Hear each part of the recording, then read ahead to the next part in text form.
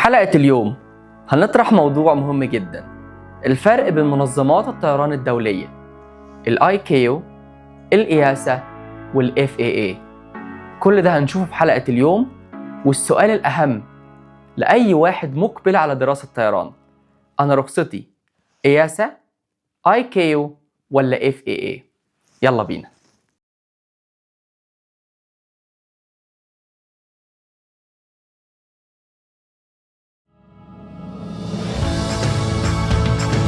Welcome on board كابتن إبرام أيمن سبيك. أهلا وسهلا بحضراتكم جميعا، ونبدأ حلقة جديدة من حلقات حديث طيار. ونبدأ الحلقة بتعريف منظمة ICAO International Civil Aviation Organization، وهي وكالة الطيران التابعة للأمم المتحدة، والتي تساعد ما يقرب من 193 دولة حول العالم، ويقع مقرها الرئيسي في مدينة مونتريال بكندا. وهي المنظمة أو الوكالة التي تضع القواعد والأنظمة اللازمة لتحقيق سلامة الطيران بين الدول، وتنظيم حركة الملاحة الجوية، وكفاءة الانتظام، ومنع المخالفات.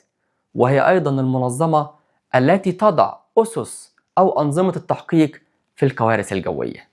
أما بالنسبة للإياسا European Union Aviation Safety Agency، وهي وكالة سلامة الطيران التابعة للاتحاد الأوروبي، وهي المنظمة المسؤولة عن كل ما يخص سلامة الطيران وتعزيز القوانين وحماية البيئة داخل أوروبا.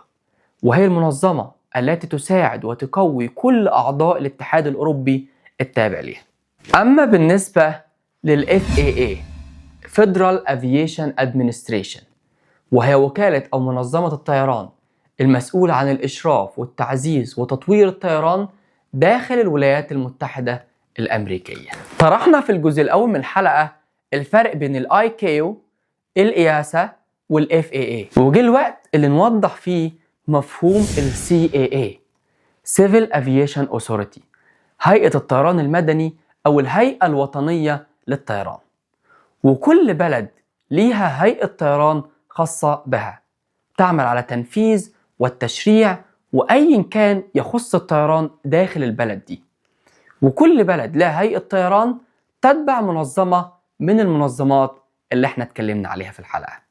هو أنا رخصتي ICAO ولا إياسا؟ إياسا وICAO مش بيصدروا أي رخص، لكن أنا أقدر أقول إن رخصتي أو شهادتي تابعة للبلد دي وفقا للمعايير الخاصة بالICAO أو بالإياسا. شكرا، ودي كانت نهاية الحلقة. أشوفكم في الحلقة الجاية. سلام.